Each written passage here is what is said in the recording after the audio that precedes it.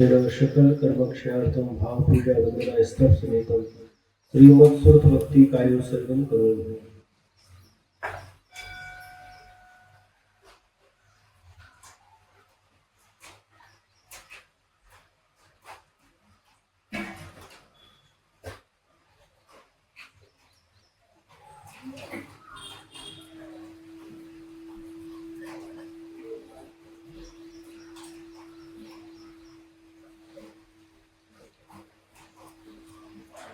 ओंकारं बिन्दुसंयुक्तं नित्यं ध्यायन्ति योगिनः कामदं मोक्षदं चैव ओंकाराय नमो नमः।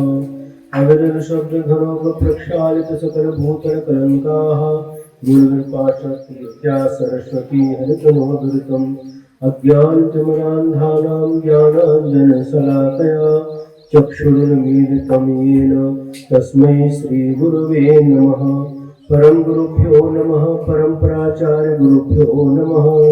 सकल कलशबिंध्वंसकं श्रेयसां परवर्धकं धर्म संबंधकं भवजीवमनः प्रतिबोधकारकं इदं शास्त्रं श्री योगसारनां ध्येयम् अस्य मूलग्रन्थकर्तारः श्री सर्वज्ञदेवाः तदुत्तरग्रन्थकर्तारः श्री गणधरदेवाः प्रतिगणधरदेवाः तेषां वचोनुसार श्रीमद् आचार्य प्रवर श्री योगिन्दुदेवैः विरचितं मंगलम भगवान् वीरो मंगलम गौतमो मणि मंगलम कुन्दकुन्दार्यो जैन धर्मोऽस्तु मंगलम् सर्वमंगलमांगल्यं सर्वकल्याणकारकं प्रधानं सर्वधर्माणां जैनं जयतु शासनम् जैनं जयतु शासनम्।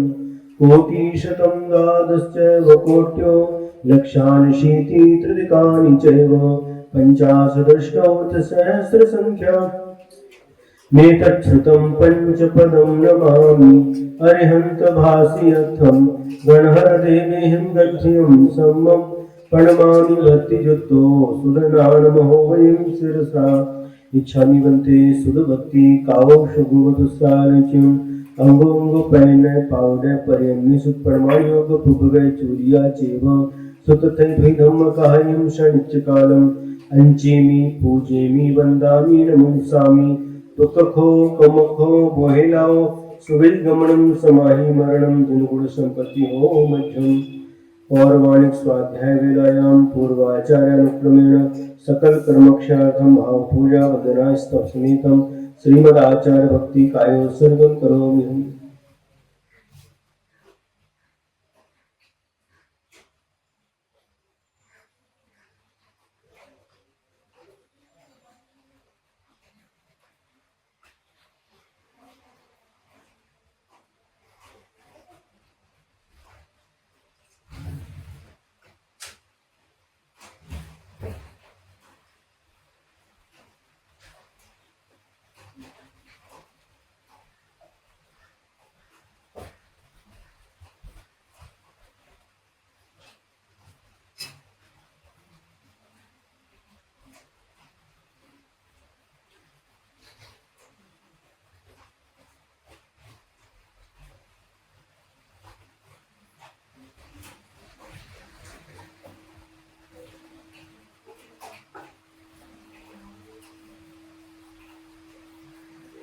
सुरतुजलधिपारिभ्यः सुपरमद्विभावना पटुमतिभ्यः सुचरिततपोनिधिभ्यो नमो गुरुभ्यो गुणगुरुभ्यः।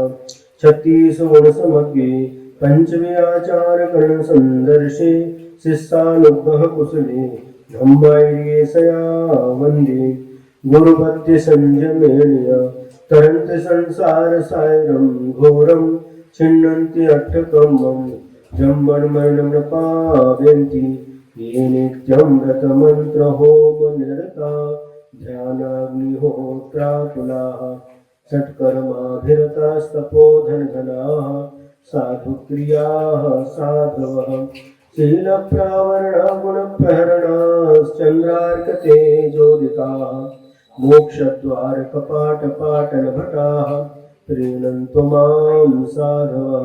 गुरुः पान्तु नो नित्यं ज्ञानदर्शननायकाः चारित्राण गंभीरा मोक्ष मार्गोपदेशका इच्छामि वन्ते आयुर्वत्ति काउशुभकौतुष्टानित्यं सम्मुनान समुदंसन संचरिजुत्ताडं पंचव्याचानम आयुर्याणम आयारादि सुदनानोपदेशाणम उवच्छायाणम त्रियनुगुणपारदाणम सर्वसाहुरम शाणिच्यकालमञ्चेमि पूजैमि वन्दामि नमंसामि दुःखखो कमखो भोहिलाओ सुभै गमनम समाहि मरणम जिनगुण संपत्ति हो मज्जम।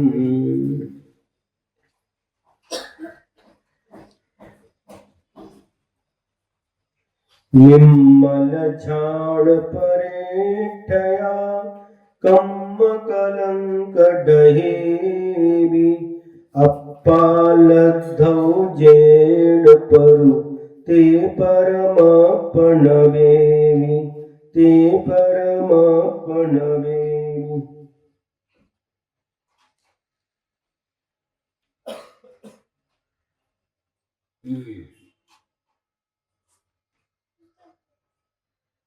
अठहत्तर तक हुआ था।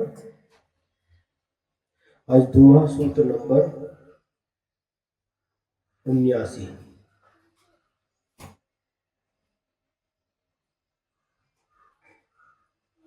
चौकसाय सन्ना रह्यो चौगुण सहियो तो सो अप्पा मुन जीव तो जिम पर हो ही पवित्र।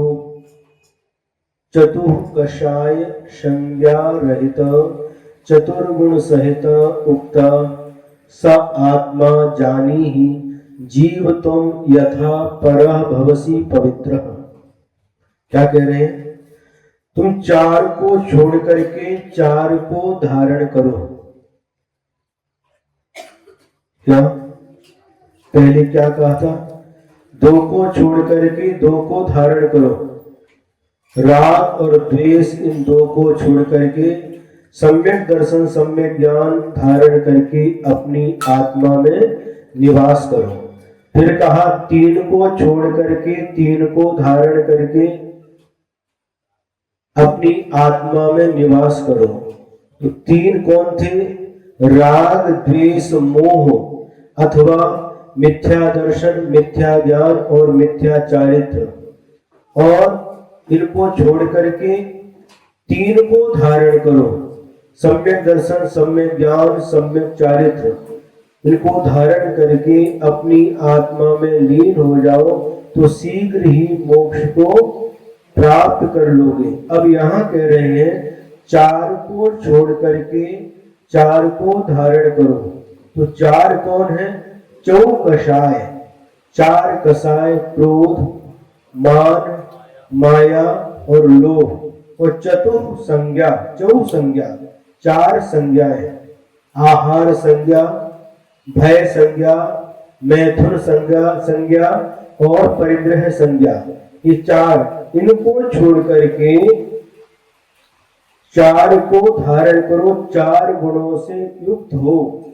अनंत दर्शन अनंत ज्ञान अनंत सुख और अनंत वीर।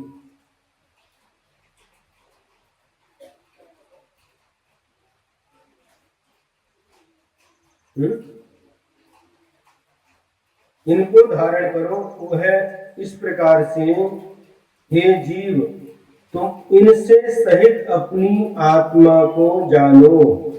अनंत चतुष्टय से सहित अपनी आत्मा को जानो।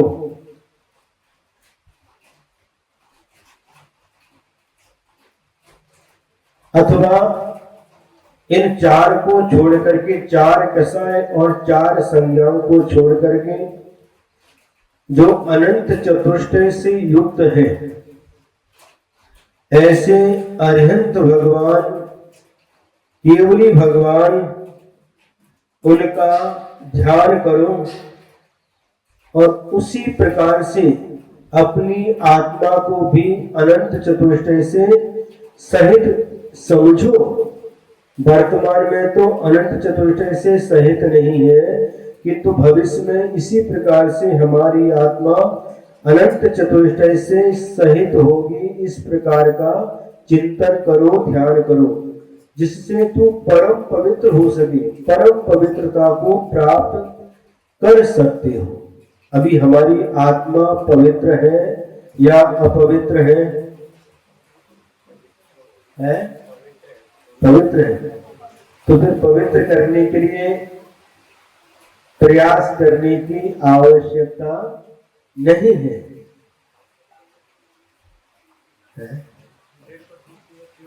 हमारी आत्मा निश्चय नय से तो पवित्र है, लेकिन व्यवहार नय से देखे तो कर्म रूपी कलंक से सहित है।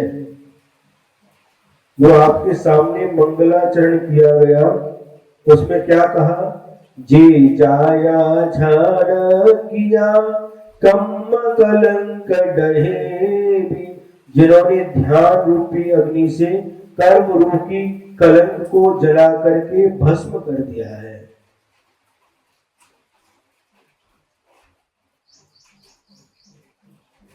नित्य निरंजन नाम में ते परमात्मा बेबी। वो है नित्य निरंजन ज्ञान में उस परमात्मा को मैं नमस्कार करता हूं। तो अभी हमारी आत्मा कर्म रूपी कलंक से सहित है, किंतु भगवान की आत्मा, सिद्ध भगवान की आत्मा कर्म रूपी कलंक से रहित हो गई है। कर्म है कि नहीं? कितने कर्म होते हैं? 8। ज्ञानावरणी, दर्शनावरणी, वेदनीय, मोहनीय, आयु, नाम, गोत्र और अंतराय। ये 8 कर्म हैं। और इन 8 कर्मों के जब भेद होते हैं, ज्ञानावरणी कर्म के 5 भेद, दर्शनावरणी के 9, वेदनी के 2, मोहनी के 28, आयु के 4, नाम के 93, गोत्र के 2 और अंतराय के 5। ये सब मिला करके 148 हो जाते हैं। हमारी आत्मा संसार अवस्था में कर्म रूपी कलंक से सहित है, इसलिए पवित्र नहीं है। जिस प्रकार से जो सोना खान से निकलता है, स्वर्ण पाषाण से जो युक्त होता है, वह पवित्र होता है या अपवित्र है? निश्चय से तो सोना पवित्र है, लेकिन व्यवहार में से वह सोना अभी प्योर नहीं है। किट कालिमा उसके अंदर मिली हुई है। स्वर्णकार, सुनार उस सोने को जो विधि होती है, उस विधि के अनुसार तपा करके उसके अंदर जो किट कालिमा है उसको अलग कर देता है, और उस समय वह सोना प्योर हो जाता है, शुद्ध हो जाता है। समझ में आ रहा है? उसी प्रकार से संसार अवस्था में हमारी आत्मा कर्म रूपी कलंक से सहित है, इसलिए अपवित्र है। और जब कर्म रूपी कलंक से रहित हो जाती है, तो यह आत्मा पवित्र बन जाती है। अथवा जो भव्यात्मा रत्नत्रय को धारण करके मुनि दीक्षा अंगीकार कर लेता है, उसकी आत्मा को भी रत्न करंडक श्रावकाचार्य में आचार्य श्री समंत भद्र स्वामी ने पवित्र कहा है। आप लोगों ने रत्न करंडक श्रावकाचार्य पढ़ा है? क्यों पढ़ा है? क्लास हुई थी तो आप लोगों को याद होगा, जिस समय सम्यक दर्शन के 8 अंगों का वर्णन चल रहा है और उसके बीच में निर्ग चिकित्सा अंग का वर्णन आता है, याद है? उसमें क्या लिखा है? स्वभावतो सुचौकाये रत्नत्रय पवित्रते। यह शरीर और शरीर की बात कही है, ये शरीर स्वभाव से अशुचि है। स्वभाव तो शुचौ गाये, स्वभाव से कैसा है? अशुचि है, अपवित्र है। इस शरीर का यदि पोस्टमार्टम किया जाए और जितने भी पदार्थ इस शरीर के अंदर है सबको अलग अलग निकाल करके रख दिया जाए, हड्डी अलग, मांस अलग, नसें अलग है, जो है वसा आदि जो कुछ भी है सबको अलग अलग निकाल करके रख दिया जाए, तो कौन सी वस्तु ऐसी है जो पवित्र है?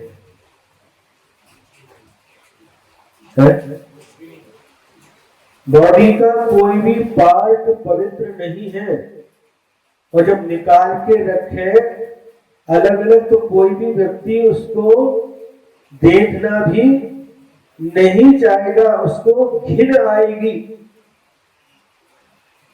जिस शरीर के प्रति राग करते हैं, जिस शरीर के प्रति प्रेम करते हैं, और उस शरीर का जब पोस्टमार्टम किया जाए तो जो प्रेम करने वाला व्यक्ति ही उस शरीर से उसको देख करके क्या करेगा? बोलो, देखना भी पसंद नहीं करेगा, छूने की बात तो दूर की है। तो यह शरीर स्वभाव से अपवित्र होता है, लेकिन जिन्होंने रत्नत्रय को धारण कर लिया, रत्नत्रय पवित्र थे, वह पवित्रता को प्राप्त हो जाता है। देखिए, आप लोग स्नान करते हैं, बिना स्नान किए मंदिर में नहीं आते, अभिषेक नहीं करते, भगवान का स्पर्श भी नहीं करते। स्नान करने के बाद ही आप शुद्ध वस्त्र पहन करके भगवान का स्पर्श करते हैं, भगवान की प्रतिमा का और अभिषेक आदि करते हैं, बराबर है कि नहीं? और मुनि महाराज स्नान करते क्या? नहीं, मुनि महाराज का स्नान व्रत होता है। 28 मोहगुण होते हैं, उनमें से एक स्नान व्रत है। जिस दिन दीक्षा धारण की उसी दिन से संकल्प किया जब जीवन भर तक हम स्नान नहीं करेंगे। उनका शरीर तो अपवित्र है, लेकिन रत्नत्रय पवित्र थे, रत्नत्रय के कारण से मुनि महाराज का वह शरीर पवित्र होता है। जब किसी का मरण हो जाता है और आप लोग दाह संस्कार करने के लिए शमशान में जाते हैं उस सब यात्रा के साथ में, और वहां से आने के बाद स्नान करके और पूरे कपड़े धोने के बाद ही घर में प्रवेश करते हैं, करते कि नहीं? क्यों भैया है? लेकिन मुनि महाराज यदि शमशान में तपस्या करते हैं, ध्यान करते हैं और शमशान से सीधे आपके घर की ओर आते हैं और आप हे स्वामी नमोस्तु नमोस्तु नमोस्तु, अत्र अत्र तिष्ठ तिष्ठ, आहार जल शुद्ध है। ये स्वामी यदि महाराज रुक गए, प्रदक्षिणा देकर के हे स्वामी गृह प्रवेश कीजिए, अपने चरणों से हमारे घर को पवित्र कीजिए। हम महाराज कहां से आए हैं? शमशान भूमि से, जहां पर मुर्दे जलाए जाते हैं, वहां से आए हैं। और आप लोग तो आते तो स्नान करके हैं, पूरे कपड़े धो करके ही घर में प्रवेश करते, और मुनि महाराज तो शमशान से आए हैं। अरे महाराज शमशान से, और आप कह रहे हैं स्वामी अपने चरणों से मेरे घर को पवित्र कीजिए। ठीक है महाराज, आप शमशान से आए, स्नान करो, बाद में आना। क्यों महाराज स्नान नहीं करते? स्नान व्रत होता है। जिस दिन दीक्षा लेते हैं उस दिन से आजीवन समाधि तक स्नान व्रत का पालन करते हैं। और आप उस समय वो गृह प्रवेश कराते हैं, पाद प्रक्षालन करते हैं, चरणाभिषेक करते हैं और सुगंधोदक को सिर पर लगाते हैं। तो मुनि महाराज, उनका शरीर रत्नत्रय से पवित्र होता है। समझ में आ रहा है? और मुनि महाराज के स्पर्श करके आप अपवित्र नहीं होते। आपने स्नान किया, सोने के वस्त्र पहन लिए, किसी ने स्नान नहीं किया, उसको छू लिया तो आप अपवित्र हो जाते हैं। आपका 16 17 हो जाता है। जो 16 था तो 17 हो जाता है, अशुद्ध हो जाते हैं। लेकिन मुनि महाराज का स्पर्श करके आप अशुद्ध होते क्या? नहीं महाराज, है और ज्यादा शुद्ध हो जाते हैं। सब भैया बोल रहे। तो रत्नत्रय के कारण से वो शरीर भी पवित्र हो जाता है।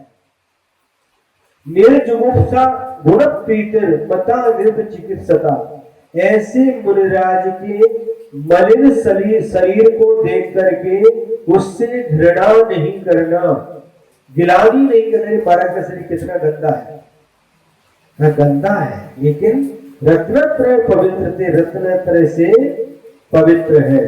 कई मुनि महाराज मल परिसर को सहन करते हैं। परिसर कितने होते हैं? 22। उसमें एक मल परिसर होता है। गर्मी के समय पसीना आता है, धूल मिट्टी चिपक जाती है, उसको छुटाते नहीं है, साफ नहीं करते। कई महाराजों को देखा होगा आप लोगों ने, और तो अरे महाराज का शरीर गंदा है। ऐसे गंदे शरीर को देख करके भी गिलानी नहीं करना। गुण प्रीतिर, किंतु उनके गुणों से प्रीति करना। गुण जो उनके अंदर गुण है, मूल गुण है, अथवा जो इस प्रकार से परिसर आदि को सहन करते हैं, आत्म कल्याण करने के साथ साथ पर जीवों का भी कल्याण करते हैं, स्वयं मोक्ष मार्ग पर चलते हैं और भव्य आत्माओं को भी मोक्ष मार्ग का उपदेश देते हैं। मोक्ष मार्ग पर चलने का उपदेश देते हैं, अथवा धर्म पर चलने का, धर्म मार्ग पर चलने का उपदेश देते हैं। ऐसे मुनि महाराज के अपवित्र और मल से युक्त शरीर को देख करके उससे गिलानी नहीं करना, किंतु उनके गुणों से प्रेम करना, प्रीति करना।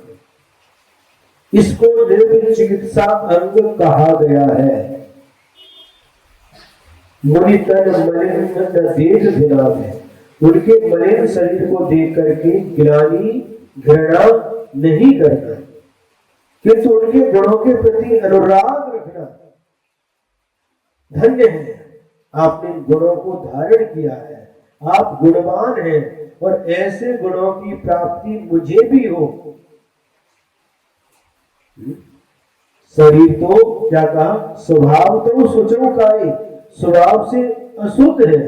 आपने स्नान कर लिया, थोड़ी देर में पसीना आता है, आपका शरीर कैसा हो जाता है?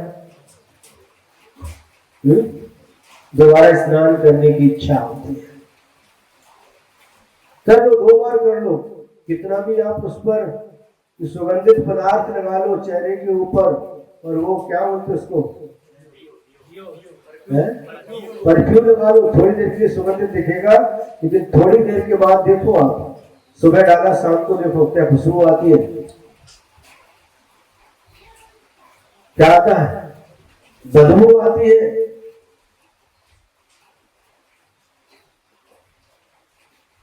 इसलिए यहाँ पर कहा जा रहा है कि जो अपनी आत्मा को चारों कसाय, चारों संज्ञाओं से रहित होकर के अनंत दर्शन, अनंत ज्ञान, अनंत सुख और अनंत वीर, इन 4 से सहित होता हुआ तो उसको अपना समझ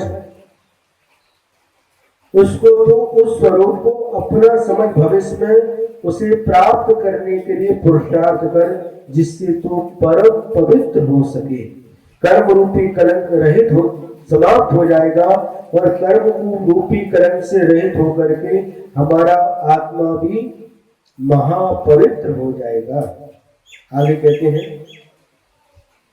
बे पंच रहियो मुनि बेपंच संजोतो, बेपंच जो गुण सह्यो सो अपान रोभक्तु, द्विपंचानाम रहित जानीहि द्विपंचानाम संयुक्त, द्विपंचानाम यह गुण सहित स आत्मा निश्चयेन युक्त।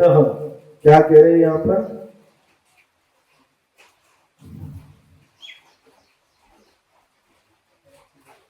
द्विपंच, द्विपंच का मतलब क्या है?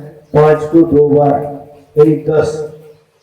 जो 10 से रहित और 10 से सहित, 10 गुणों से सहित है, उसे निश्चय से आत्मा कहा है। अब ये 2 10 क्या है, इसमें स्पष्टीकरण नहीं किया है। अथवा 2 5 से अर्थ बने 2 बार 5, 5 पापों से रहित और 5 व्रतों से सहित, ऐसा अर्थ भी ले सकते हैं।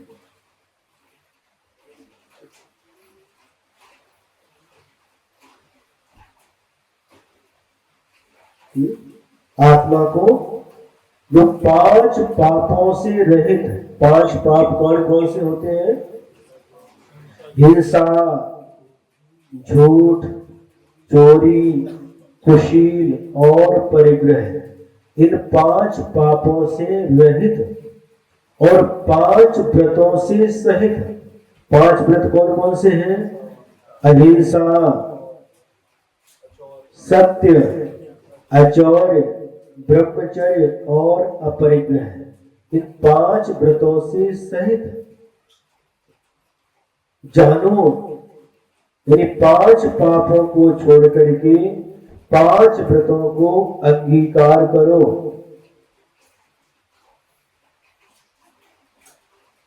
समझ आ रहा है? और जो 5 इंद्रियां हैं, स्पर्शन इंद्री, रसना इंद्री, घ्राण इंद्री, चक्षु इंद्री और कर्ण इंद्री, इन 5 इंद्रियों की जो बस में हो। अब क्या करना? इन 5 इंद्रियों को अपने वश में रखना। अंतर समझ में आ रहा है? संसारी प्राणी 5 इंद्रियों के वश में रहता है, मन के वश में रहता है। मन जैसा कहता है वैसा करता है। लेकिन जो अपने मन को, अपनी इंद्रियों को अपने वश में रखते हैं, कौन है? साधु। और आप लोग इंद्रियों के और मन के बस में रहते हैं। अंतर समझ में आ रहा है? आप इंद्रिय और मन के बस में हैं और साधु की इंद्रिया और मन उनके बस में है। आपका मन कहता है उठो, आप उठ जाते हो, बैठो तो बैठ जाते हो, खाओ तो खाते हो, नाचो तो नाचते हो। जैसा मन नचाता वैसा नाचते रहते हैं। लेकिन साधु मन कहता है चलो नहीं, अभी सामय करना है।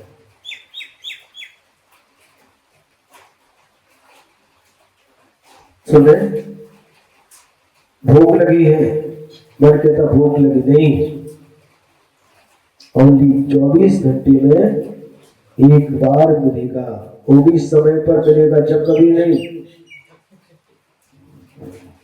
ठीक है, 24 घंटे में एक बार लेना, कभी भी ले लो नहीं। और आपको जब भूख लगे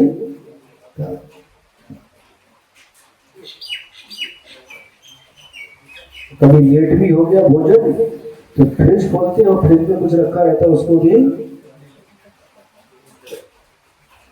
लेकिन ये आपने क्या किया, अपने मन के अनुसार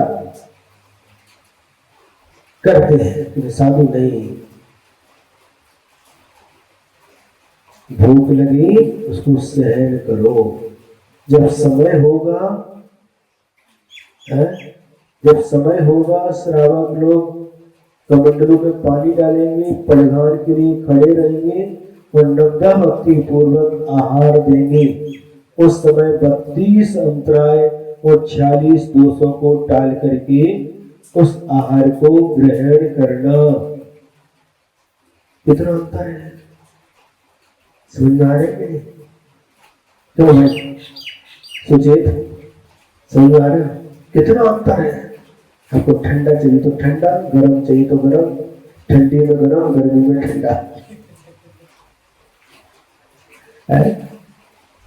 गुरु जी के साथ में थे, आचार्य श्री के साथ में, तो बोहरी बंद एक क्षेत्र है जबलपुर के पास, कटनी के पास एक बोहरी बंद क्षेत्र है, और वहां पर गुरुदेव का प्रवास चल रहा था, वाचना हो रही थी, हम भी संग में गुरु जी के चरणों में थे। तो एक चौके में पड़गान हो गया, पड़गान हो गया, उन्होंने नवदा भक्ति की, आहार चालू हो गया। आहार चल रहा था और उसके बीच में ही एक छोटा सा बच्चा 2-3 साल का होगा, बस इतनी छोटा सा, 2 या 3 साल इतना ही सा था, और वह बोला मम्मी प्यास लगी है, पानी दो। गर्मी का समय था, मम्मी ने पानी निकाल करके उसके हाथ में दे दिया। उसने गिलास से पकड़ा और पकड़ के बोलता महाराज जी वाला गर्म पानी नहीं चाहिए, थोड़ा गर्म हो पानी, हाथ से समझ में आ गया उसको। महाराज जी वाला गर्म पानी नहीं चाहिए, हमें मटके का ठंडा पानी चाहिए। 2-3 साल का लड़का, जैसे गिलास दिया, गिलास पकड़ करके उसको समझ में आ गया,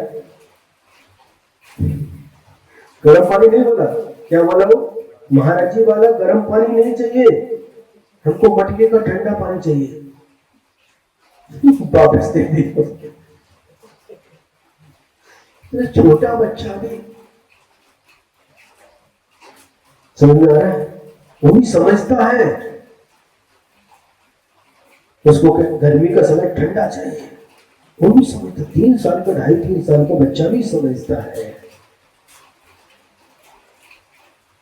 जब चाहिए, जैसा चाहिए, जितना चाहिए, इसमें क्या मिला करके जो अच्छा लगता है इंद्री को, उसी के अनुसार आप लेते रहते हैं। लेते कि नहीं? दही बड़ा है, बूटी का रायता, ये क्या है? ये द्विदल होते हैं, ये द्विदल होते हैं जिसके 2 दल हो जाते हैं। चना है, मूंग है, अरहर, तुअर है ना, मसूर है, जिसके 2 दल हो जाते हैं, उसके साथ में यदि दही का मिश्रण हो और मूंगी लार में उसमें मिल जाए, उसमें समूर्छन जीवों की उत्पत्ति हो जाती है। इसलिए दुधन को नहीं खाते, दुधन खाते हैं, दही भी खाते हैं, लेकिन मिला करके नहीं खाते। ये क्या है? रसना इंद्री के वशीभूत होकर के दही बड़ा बहुत बढ़िया, उसमें और इमली की चटनी और डाल देते, उसमें चिंचाची चटनी, और आराम से पूरा साफ कर जाते हैं। लेकिन क्या है ये? उड़द की दाल के बनते, बड़ा उड़द दुधन होता है, दही के साथ नहीं खाना चाहिए। क्या क्या खा जाते हैं? लोंचा, अचार, आंबाचा लोंचा खाते रहते हैं, खाने के साथ साथ भोजन करते और बीच में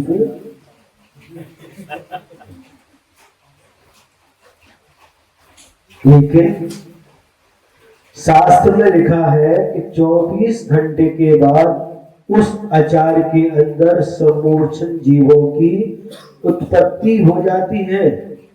महाराज को भी आप लोग देते हैं आम का, आंवले का, मिर्ची का, नींबू का जो बनाते हैं, लेकिन वह कैसे बनाते हैं? सब्जी के जैसे उबाल करके और उसमें सब्जी के जैसे बना देते, तड़का कैसे बनाते हैं आपको पता है, उन लोगों को पता है, वह ठीक है, उसको अचार कहते हैं, लेकिन चौक बनाते और देते हैं, कोई दिक्कत नहीं। उसी प्रकार से आप लोग भी जिसका सीजन होता, आम का सीजन है तो आपकी लौंजी बनाओ, तो डेली का डेली अचार बनाओ, 24 घंटे के अंदर का ही अचार खाना चाहिए। समझ में आ रहा है? लेकिन महाराज जितना पुराना होता है उतना ही ज्यादा टेस्ट आता है। अरे टेस्ट की तरफ मत देखो, उसमें समूर्छन जीवों का कलेवर है, समूह, एक नहीं कई उसमें जीव होते हैं, दिखाई नहीं देते आंखों से, शास्त्रों में लिखा है। इसलिए अचार खाना नहीं चाहिए, 24 घंटे के वाहिचा लोंचा खाइचा नहीं। तो यहां पर कह रहे हैं पांचों इंद्रियों को अपने बस में रख करके, पांचों इंद्रियों के जो विषय हैं उनके अधीन नहीं होना, पांचों इंद्रियों के और मन के अधीन नहीं होना, किंतु उनकी अधीनता छोड़ करके, ध्यान से सुनिए, पांचों इंद्रिय और मन की अधीनता छोड़ करके फिर पांचों इंद्रिय और मन को अपने अधीन रखना, अपने अंडर में रखना। इस प्रकार से इकडे तिकडे बघायचं नहीं, लक्ष इकडे द्या। तो निश्चय से वह आत्मा फिर गुणों से युक्त हो जाता है। अप्पा दंसनु नानु मुनि अप्पा चरणु बियाणी अप्पा संयमुशील तो अप्पा पच्चखाणी आत्मानं दर्शनम ज्ञानम जानीहि आत्मानं चरणम बिजानीहि आत्मानं संयमम शीलम तपः आत्मानं प्रत्याख्यानम। क्या कह रहे हैं? तुम आत्मा को ही दर्शन समझो, आत्मा को ही ज्ञान समझो, आत्मा को ही चारित्र समझो, आत्मा को ही संयम समझो, आत्मा को ही शील समझो, आत्मा को ही तप समझो और आत्मा को ही प्रत्याख्यान समझो। क्या कह रहे हैं? आत्मा को ही दर्शन यानी सम्यक दर्शन समझो। आत्मा को समझो मतलब सम्यक दर्शन किसमें होता है? बोलो। सम्यक दर्शन प्राप्ति के 3 उपाय बताए गए। बहिरंग कारण 3 है। जिन बिंब दर्शन, जिनेंद्र भगवान की प्रतिमा का दर्शन करने से सम्यक दर्शन की प्राप्ति होती है। जाति स्मरण से सम्यक दर्शन की प्राप्ति होती है और धर्मोपदेश को सुनकर के भी सम्यक दर्शन की प्राप्ति होती है। किसको होती है? ये माइक सुन रहा है, सम्यक दर्शन से होगा है? उसमें रिकॉर्ड हो रहा है, उसको सम्यक दर्शन होगा। किसको सम्यक दर्शन होता है?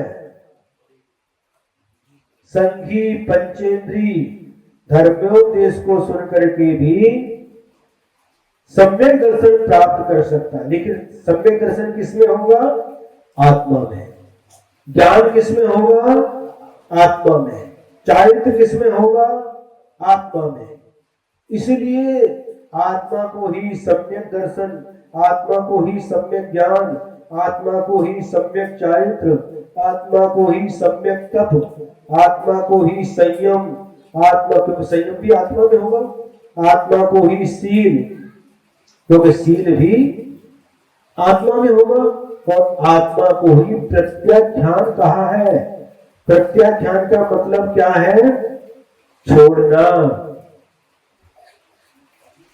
जब हम लोग आहार के लिए जाते थे और आहार करके आते थे तो गुरुदेव के पास जाते थे, आचार्य के पास जाकर के सभी महाराज क्रम क्रम से हमारा आहार ठीक हुआ, हमारा अंतराय आया, चीटी आई तो गुरु जी प्रायश्चित देते थे। जिसका अंतराय चीटी आई तो 3 माला करना, मच्छर आए तो 4 माला करना, उसको प्रायश्चित देते थे।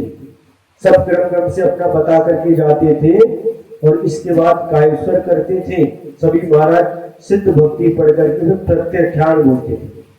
प्रत्याख्यान, प्रत्याख्यान का मतलब अब कल तक के लिए हमारे चारों प्रकार के आहार का त्याग, पानी का त्याग, इसका नाम प्रत्याख्यान है। पृथ्वी महाराज को उपवास लेना होता था तो कल का हमारा उपवास 48 घंटे तक हमारा प्रत्याख्यान है, इसका नाम प्रत्याख्यान है। संकल्प करना, जो त्याग का संकल्प किया जाता है उसे प्रत्याख्यान कहते हैं।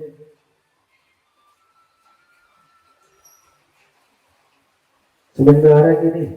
आप लोग भी प्रत्याख्यान कर सकते हैं। कैसे महाराज?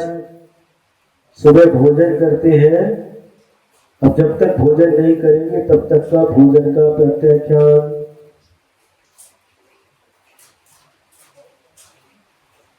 सुबह की नहीं समझ में आ रहा है?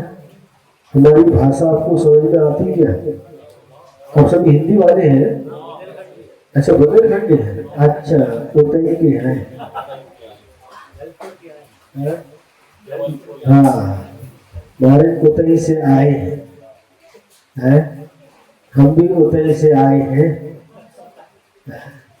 चौकों में समझ में आ जाता है। महाराज तरह सो ले लो, कच्छू नहीं है महाराज, कच्छू नहीं है, कच्छू नहीं है, कच्छू नहीं फिर क्या ले हम? कच्छू नहीं महाराज, तरह सो तो ले लो। खींच, लचका, कड़ी, कौड़िया,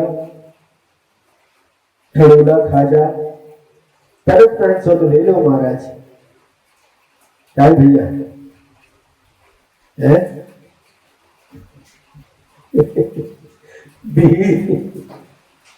समझ आ रहा कि नहीं?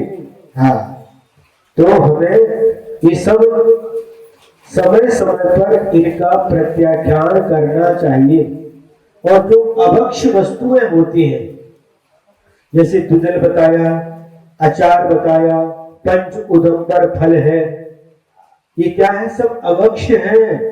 और जितने भी बेकरी और फास्ट फूड के आइटम होते हैं सभी अभक्ष होते हैं। समझ में आ रहा कि नहीं? सभी अभक्ष होते हैं, जितने भी, चाहे ब्रेड हो चाहे बिस्किट हो। सुन रहे बच्चे? ए भाई, तारीख कितनी है? तारीख कितनी है? जुलाई, जुलाई चालू हो गई क्या? जो चाहे बिस्किट हो, चाहे ब्रेड हो, चाहे पाव भाजी हो, चाहे मैगी हो, कुरकुरे हो,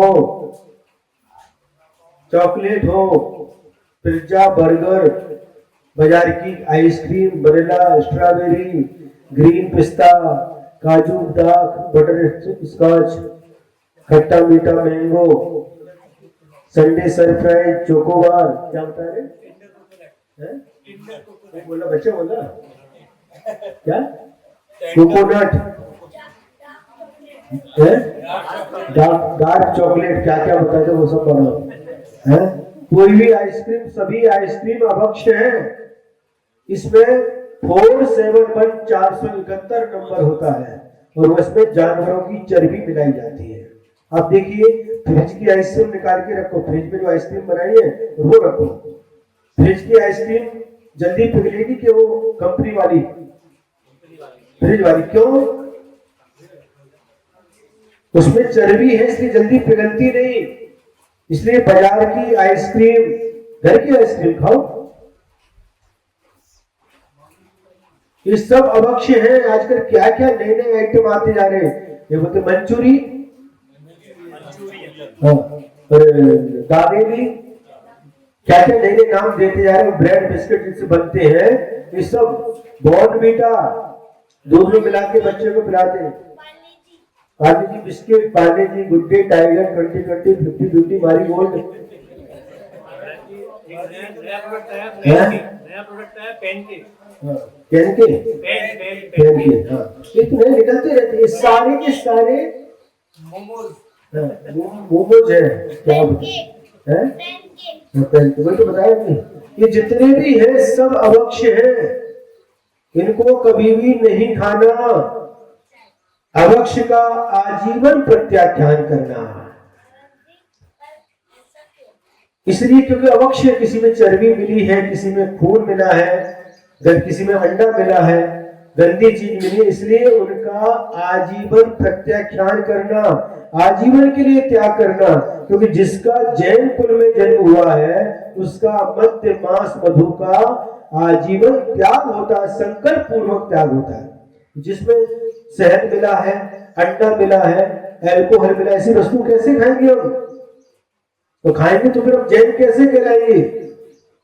इसलिए इनका आजीवन प्रत्याख्यान करना, और जो भक्ष्य है उसका भी प्रत्याख्यान होता है। पहले अभक्ष्य का प्रत्याख्यान होता है, बाद में विपक्ष का, फिर धीरे धीरे आलू का त्याग, प्याज का त्याग। ये बात की बात है। आलू प्याज का त्याग करके वो बेकरी खाते, पिज्जा बर्गर खाते, खाए तो का फिर लगा है।